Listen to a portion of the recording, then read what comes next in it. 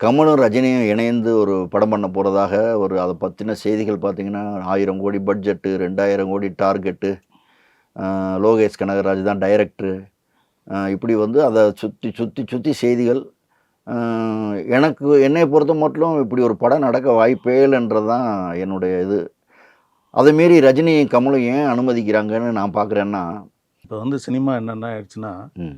முன்னாடிலாம் வந்து ஒரு பிஸ்னஸை வச்சு தான் ஒரு மதிப்பு. சூப்பர் ஸ்டார்ன்றதே என்ன வரிசையாக ஒரு ஹிட் கொடுத்தாருன்றதுனால சூப்பர் ஸ்டார்னு. ம்.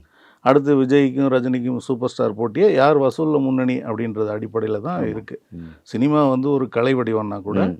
இங்கே வந்து வியாபாரம் தான் அளவுகோலாக இருக்குது. ம். ம். யார் முன்னாடி, யார் நம்பர் 1, யார் நம்பர் 2ன்றதுக்கு அளவுகோல் வந்து யார் நல்லா நடித்தாங்கன்றதில்ல. ம். ம். யார் அவங்க யார் படம் அதிக வசூல் பண்ணுச்சுன்றதை ஒட்டி இருக்குது. ம். அந்த வசூலின் அடிப்படையில் அந்த முதல் இடத்துல இருக்கிற சில நடிகர்கள் தங்களை அதே இடத்துல தக்க வச்சுக்கிறதுக்கு ரொம்ப மெனக்கெட வேண்டியது இருக்குது இந்த காலத்தில். ம். ஏன்னா இன்றைக்கி முதல்ல தமிழ் சினிமானா தமிழ் சினிமா மட்டும்தான். ம். இன்றைக்கி வந்து அண்டை மாநில சினிமாக்கள் தாண்டி, இந்தி சினிமா தாண்டி உலக சினிமாவே ஒவ்வொருத்தர் கையிலையும் வந்த இடத்துக்கு வந்து